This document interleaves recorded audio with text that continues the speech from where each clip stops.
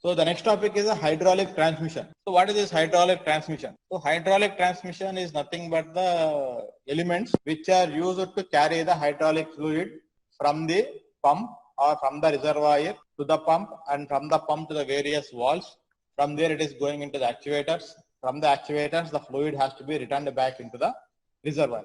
So whatever the elements which are carrying the fluid across the different other elements of the system, they are called as the hydraulic transmission lines, or simply they are called as hydraulic conductors. So electrical conductors means the elements which are carrying the electricity, that is the wires. So in this case hydraulic conductors means you should have some hollow cavity inside them through which the hydraulic fluid is flowing. So there are basically two types of hydraulic conductors. The first one is pipes, then you are having the tubes. So most of the times the pipes and the tubes are used interchangeably, but there is a very small difference between them. And usually the pipes and the tubes are not flexible. It is possible to bend a pipe or a tube, but you have to use appropriate devices. Otherwise, when you are trying to bend a tube, the inner cross section is going to change. So whenever you are trying to bend a tube, you have to always ensure that the cross section or where the flow is happening, its area should not change drastically. There may be very small change in the cross sectional shape, but generally there should not be a very significant change. Otherwise, whenever there is a change in cross section, the velocity is going to change. So whenever you are having these things, when the velocity changes, then you will be having some amount of pressure losses or energy losses.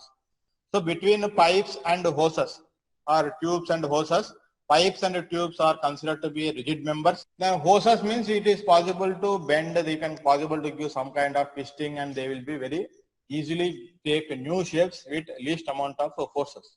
Now if you are having a moving element, or if you want to have a relative motion between two elements, then in that case we are using the hoses, because it can have some kind of flexibility. Because of that flexibility, it is possible to use it when you are having a moving members.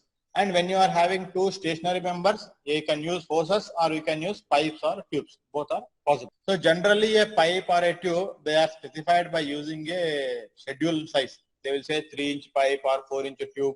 So like that we are going to specify their basic size. Now there is something called as a schedule number. Now if you are seeing the figure, you are having on the left side you are having 40 schedule, and on the right side you are having 160 schedule, and in between you are having the schedule as 80. So what difference you are noticing? The difference is the thickness of the wall. So this is the wall of the element. So this thickness is increasing. Now question is, why do we require thicker wall? So we will be using elements with higher thickness when we want the fluid of higher pressure to be flowing inside. So if you want low pressure, then you can use a lesser schedule pipe or tube. If you want higher pressure, then you are going for a more thicker pipe or a tube. Now what is the difference between a pipe and a tube? So pipes are is always used for carrying the fluids, whereas tubes, they can be used for carrying fluid and also for other general structural applications. So if you want to build some structure or some frame, you can use the tubes. But whenever we say pipes, they are more commonly or always used for carrying the hydraulic fluid, or they are used for carrying the gases. Now what is the other difference? Other difference can be tubes can need not be always circular. They can be of square cross section, they can be of rectangular cross section, or they can be of circular cross section also. But whenever we say a pipe, it is always a circular cross section. Again, their size, whatever nominal size they are specifying, it is neither the inner diameter nor the outer diameter. It is a diameter or a reference number for measuring the thread which is present on the pipe. So if we say 3-inch pipe, usually the thread which is present on the pipe is 3-inch. Now whenever for the same thing with the tube also. Now what is the materials of the pipes? So these can be made up of steel, it can be made up of stainless steel. They can be also made up of copper, but for hydraulic fluids, copper is not preferred. Why copper is not preferred? Copper is not preferred because copper has a tendency to oxidize the hydraulic fluid. It will act like a catalyst and it will oxidize the entire hydraulic fluid. So copper is eliminated as much as possible. But because of its very good characteristics of thermal conductivity and other things, we are having something called as a tungam alloy. It is a copper bronze alloy. So that can be used in some cases. Then you are having aluminum members. You can have titanium.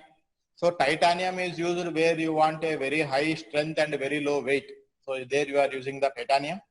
Then you can also use some thermoplastics like polypropylene. You can use nylon and other different thermoplastic material, polyurethane. All these materials you can use for the piping. Now tubes means mainly it is made up of steel or it is made up of the stainless steel. So these are the two elements by which you are making the tubes. Now how the pipes are connected and how the tubes are connected or how the elements are joined. If you want to connect the pipe to a valve, how exactly the connection is made. So usually a pipe, whenever we say a pipe, it is commonly connected by using a thread, and the thread is a pipe thread. We are having something called as a pipe thread. So usually whatever threads we are having, we will be having certain clearance. So a pipe thread can be have two types. One is a standard pipe thread, other one is a dry seal thread. Now how does the sealing action happen? So in the standard pipe thread, you will be having a clearance at the crest and the trough, which means at the topmost point and the bottommost point of the thread. Whenever you are tightening the two elements, the flanks, this is the flank surface of the thread. So here it will be touching one another. So the nut and the bolt or the outer thread and the inner thread will be touching along this inclined surfaces. They are called as the flank faces. And here you will be having a small gap. So that gap is unavoidable. You cannot make thread which are having zero gap here because it will cause a lot of friction, and whatever wear particles are there, that may jam the thread. So always there will be some clearance over here. Now how, but in the hydraulic fluid, you know that you are having a very high pressure.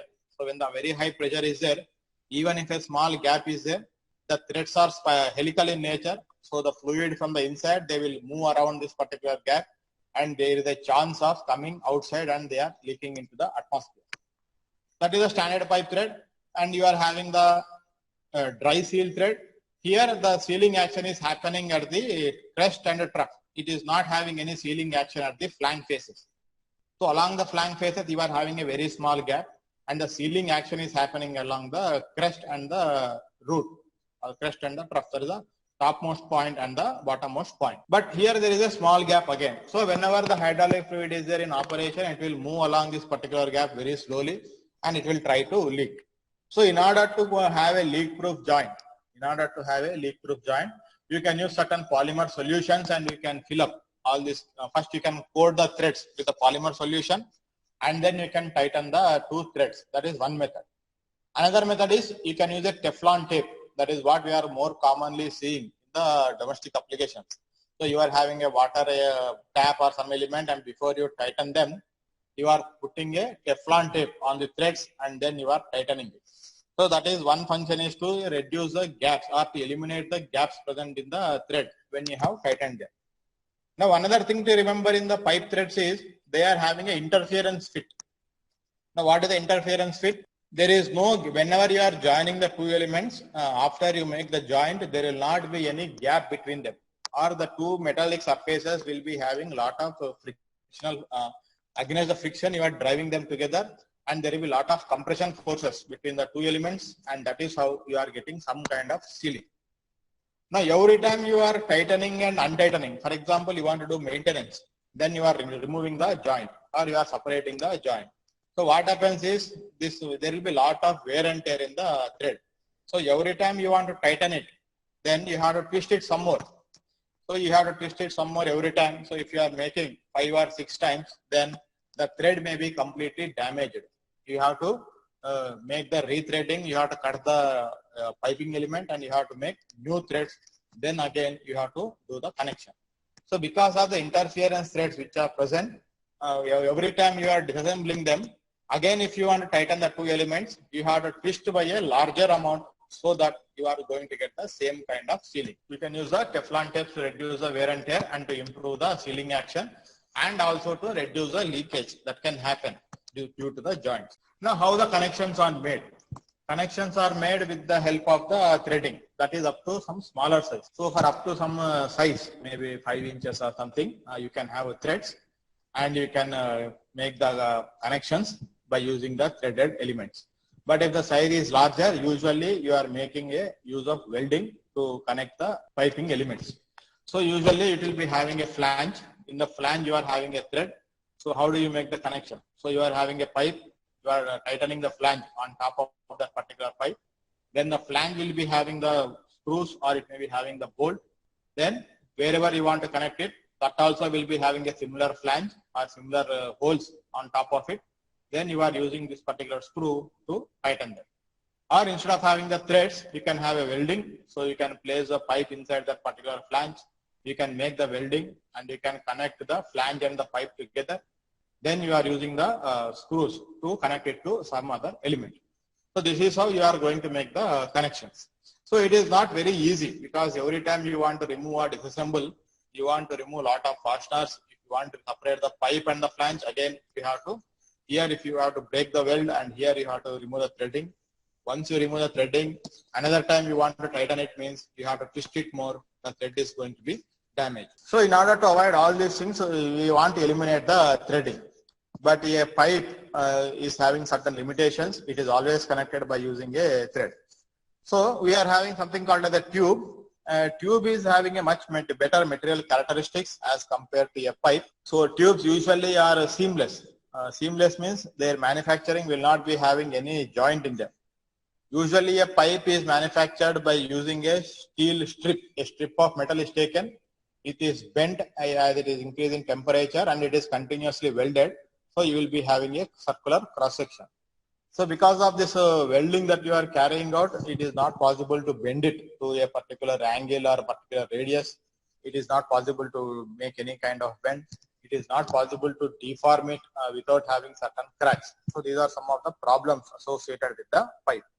But if you are having a tube, it is usually it does not have any seam, which means it will not be having any welded joint. So its manufacturing process is such that it is manufactured without any joint. So because of that, the cost of the tubes will be slightly higher as compared to the cost of the piping. So you may think that they both are same, why we can't use? This is the main difference. The cost of the tubing is more as compared to the cost of the piping. And also the tubes are having much better dimensional accuracy. Their inner surface roughness is also very, very good. Their outer surface is much better quality as compared to the inner surface. But if you want the inner surface also very good, then it is possible to achieve it, but the cost is going to increase. Now, whenever we say a tube, usually it will not be having any threads. In case of the pipe, you can take a die or you can put it in a machine and you can cut threads on its outer surface. On the inner surface of the pipe, there will never be any threads because on the inner surface, the fluid is flowing. So we don't want any obstructions to be there for the flow. So on the inner surface, there will not be any threads or any other connections. Only on the outer surface, you will be having the threads. In case of the tubes, very rarely we will be using threads on the tube. If you are not using threads, how the connections are made? So connections usually are made by method called as compression fitting. So what we are doing is we are taking the tube and most commonly we are deforming the end of the tube. That is called as a flaring, which means the end of the tube we are opening it out so that it is forming a conical surface. This is the tube, at the end it is opened out, so it is forming a conical surface. So you are having a completely conical surface. You are having a connector here. On the end of the connector you are having a matching conical surface here. Now you are pressing the tube against the connector and you are using a threaded element, and as you are tightening the threaded element, you are having something inside, that is a ferrule. So that will be moving inside and the connection is made. So there are basically three elements here in the connection. One is a connector, other one is a nut, which will be having the threads so that it can be tightened on top of this one. Then you are having one element which will be not a very hard material, it will be a slightly a softer material. When you are tightening this particular nut, so this surface is going to move inside. So this is the element we are talking, that is creating the joint. So this is the tube which is having a conical surface. This is the connector. On the inclined conical surface of the connector, the conical surface of the tube is resting. When you are tightening this nut, this surface is actually going to move inside. So when it is moving inside, it is pressing this element, that is a ferrule, it is pressing it inside. So when it is pressing inside, it is applying force on the two metallic surfaces, one of the connector, other one of the tube, and as you are tightening it, a very tight joint is created. and the inner surface will be very, very smooth. So this is how the joint is, that is called as a compression joint. Why it is called compression joint? Because that joining elements, one of the connector and the tube are under compression load. So because of this compressive forces, the whatever gap is there, that is completely eliminated. So there is no chance of having any leakage of the hydraulic fluid through this particular joint. So you have to apply some amount of force to get a very good joint. Now how do you disassemble them? Disassembling is very easy. You have to rotate the nut in the opposite direction. The nut will come out. Then this also can slide along the diameter of the pipe, and you can separate the connector and you can separate the tube. Now whatever the flaring, that is you have made the conical surface, that will remain. So this is 30-degree flaring, then you are having 45-degree flaring. So there are different configurations for it. Now there may be some tubes which are very thin and which cannot be flared if the flaring is not possible because of the material or because of some other characteristic which is present. Then the method is you are creating a groove or you are creating a small notch all around it, and then you are putting a O-ring seal. You are putting a O-ring seal. Then you are using certain other members to create the joint. So principle is same. So this is the compression fitting which is commonly used for connecting tubes to the elements of the hydraulic system. So these are the different types of tube fittings that are available. So pipe fitting means you can simply have an external thread on the pipe and you are having a fitting element which is having an internal thread, and you will be able to perform the connection. But in case of the tubes, threading is not allowed, so you have to use certain mechanisms, flaring or non-flared methods to ensure that you are able to get the joint. So this is a 90-degree bend, this is a T-shaped joint, this is simply a straight connector, this is a 45-degree elbow. So different types of connectors are available to make the required types of joints. So if you are having one connection and you want to have two connections out of it, you can use a T-joint. If the length of the tube is small and you want to connect one more element, you can use a straight connector. If you want to change the direction, you can use 90 degrees or you can use a 45 degrees. So these are some of the possibilities associated with the pipes and the tubes. Generally speaking, a tube can be bent to any radius very easily as compared to a pipe. So this is another thing we have to remember. Now if you want to have a moving element, if you are having a tubes, they cannot change their shape. So if you want to have some change of shape because you want to allow some kind of movement, you have to use a flexible hose. So flexible hose is just like your garden pipe, where in which the fluid is flowing. But in case of a garden pipe, the pressure is around 1 bar or 2 bar pressure. So simply a polymeric material or elastomeric material is more than sufficient. But in case of the hydraulics, the pressure rating is 100 bar or it may be 200 bar. If you are using a simple plastic material, it will simply burst open and it may fail.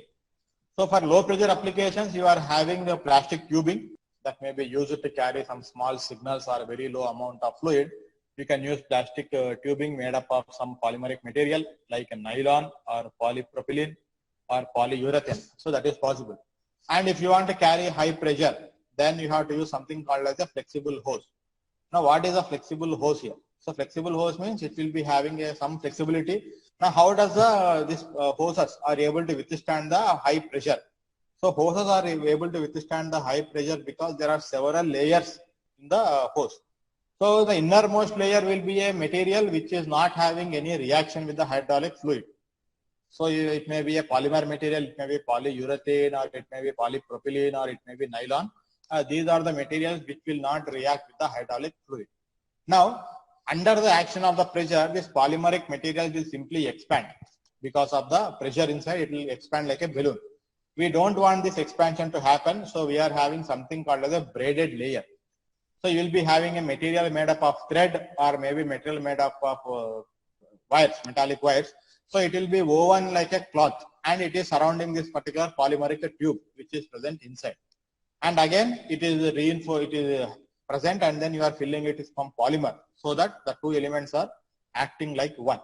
So when you are having this additional layer, even though the inner material or inner layer is trying to expand, this metallic wires or this braided material is not going to permit the expansion or deformation, and the shape is going to be retained. Then usually the outermost layer will be made up of some synthetic rubber which is able to withstand the friction, because A flexible hose is used for elements which are having relative motion. When there is relative motion, there is a chance of having a rubbing action. So under the rubbing action, the braided material should not get damaged. It should not be attacked by the atmospheric conditions. So for the safety, so we are having a very good material which is having good wear resistance properties. It is able to withstand all the environmental conditions where the hose is going to be used. So usually the material is a synthetic rubber. Now depending on the pressure rating, if you want to carry very high pressure means there can be several layers. So inner polymer layer which is carrying the fluid, surrounding it you are having a braided layer. Then again you will be having a polymer layer. Again you are having a braided. So like that you are having several layers. On the outermost thing you are having a synthetic rubber to ensure that you are having good wear resistance, corrosion resistance and other required protection for all the inner material. So between two layers of braided material, you will be having a polymeric material, because the braided layers, they will be having some metal or they may be having fiber. Under the action of the force, there may be a small movement. So this movement should not cause the two braided layers to rub against one another. So you are having one metallic layer, you are having another metallic layer. Due to applied forces, there may be some expansion. They should not rub against one another. So in order to avoid that, you will be having an intermediate layer between two consecutive braided layers. So that is how a flexible hose is designed. Now why it is used? It is used when two elements are having relative motion. How they are connected? They are again connected just like the connection of the tube. So you will be having the hose, you will be having the outer sleeve that is having the threaded inner threads. Then you are having the nipple where you are having the threaded portion is there.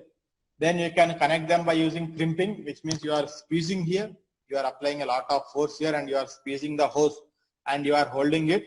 When you are squeezing it, whatever the teeth is there, that will be dig into the hose and it will hold on to the inner nipple so that the connection is made.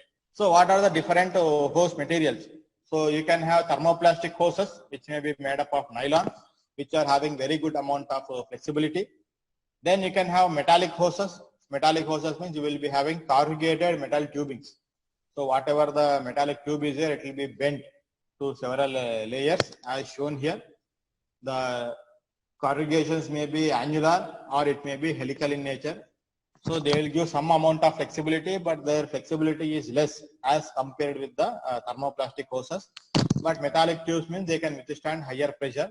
That is only the inner layer. On the outer side, you will be again having the braided layer, you will be having the polymeric materials, and you are having the synthetic material. Or if you are having a low pressure application, you can simply go for a coiled tubing. So just like your telephone wire, it is like a coiled one.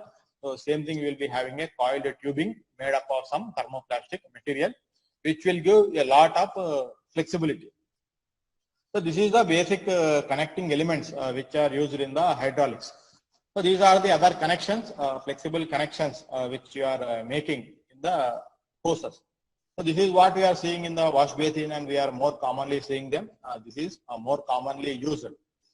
So now whatever you are seeing on the left hand, that is not a preferred method of doing the connections. And what you are seeing on the right hand, that is you make it more smooth so that the effects of gravity are eliminated. And as much as possible, we have to make sure that the effects of gravity are considered while we are designing the connections. So we have to keep the hose in a position where it will normally be. So if you are taking a flexible rope and if you are leaving it, in what position it will come? That is the position which is most preferable. And where it is not possible, we have to go for the next best position. That is another thing we have to always remember.